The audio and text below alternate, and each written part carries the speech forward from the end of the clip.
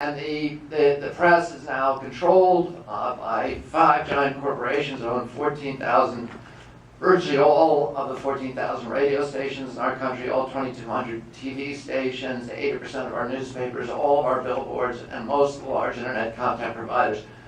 So there's 5 companies that are deciding what we hear as news, and they no longer have an obligation to promote the public interest. Their only obligation is their shareholders, and they fulfill that obligation not by informing the public of the issues that are critical to us making rational decisions in our democracy, but rather by entertaining us. And today, by telling us, about Charlie Sheen or about Britney Spears' slow emotional decline, we're best entertained, the least informed people probably on the face of the earth, and democracy can't function very long if you don't have an informed public.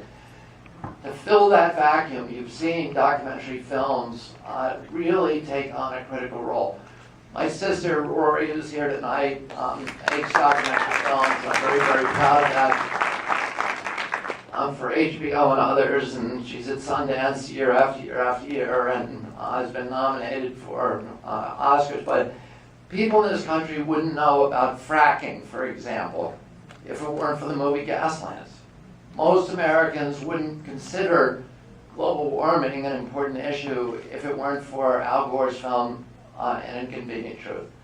So the only way people really care about democracy today, one of the only ways that we really have to communicate to large swaths of the public, is through documentary filmmaking. And that's so critical in cases like this, because what Massey's doing, it gets away with by hiding it from the public.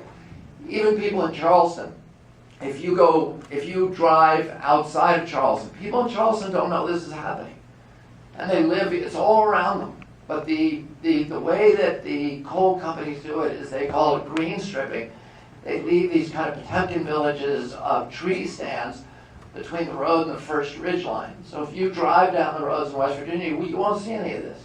That's why Bill Haney, when he made this film, and Clara Bingham, had to use helicopters and airplanes to get the shots, because if you climb up over that first ridge line, you'll see this devastation, this cataclysmic, continental scale cataclysm that goes on all the way to the horizon. But the people who drive the road don't see it. If you live up in the hollows, you see it. So what they're doing is illegal.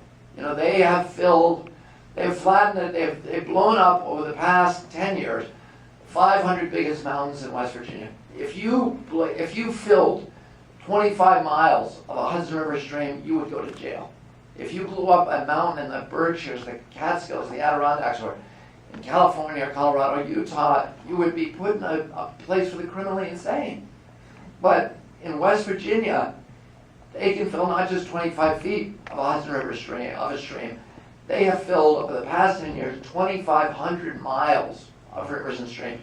They've blown up the 500 biggest mountains. They flattened an area of the Appalachians larger than the state of